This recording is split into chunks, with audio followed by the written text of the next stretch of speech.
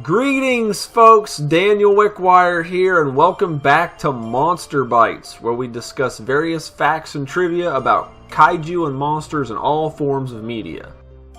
Well folks, it's taken us 8 videos. We are finally going to talk about the king of the monsters himself, Godzilla. A very green and animated Godzilla. The late 70s was a boom time for superhero TV shows and comic books. Both major publishers, DC and Marvel, had a slew of animated programming based on their respective properties. Marvel even acquired the rights to make a 24-issue run of comic books based on Godzilla in 1977. While not being able to capitalize on making a TV show themselves, Hanna-Barbera stepped up to the plate to make a show based on the titular kaiju. Oh, and for those that don't know, Hanna-Barbera is an animation studio responsible for shows like Jonny Quest, Top Cat, and Scooby-Doo. The show ran from 1978 to 1979, consisting of 2 13-episode seasons. Today we are going to take a look at some of the key differences between this Godzilla and his Japanese counterpart. First off is the roar. Due to copyright reasons, Hanna-Barbera could not use the roar in the cartoon. Godzilla could also fire laser beams from his eyeballs, which is a little weird. No radioactive breath either, and all connections to radiation in his atomic upbringing were nowhere to be found.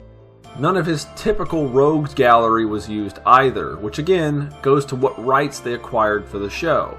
There are monsters that are similar to existing kaiju, but that is the best you can get.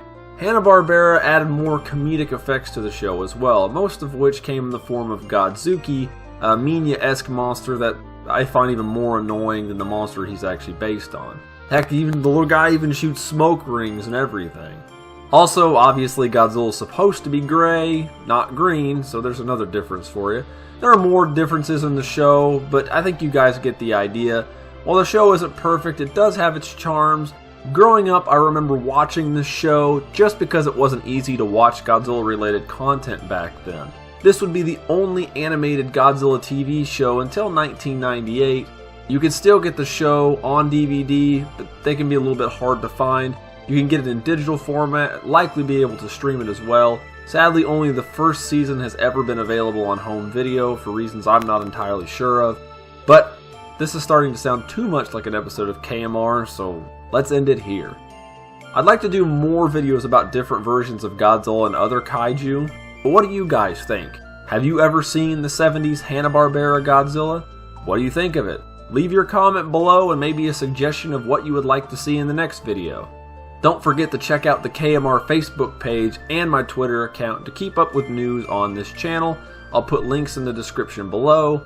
Thank you all for tuning in again, and we will be back in 2 weeks with a new episode, and you all take care.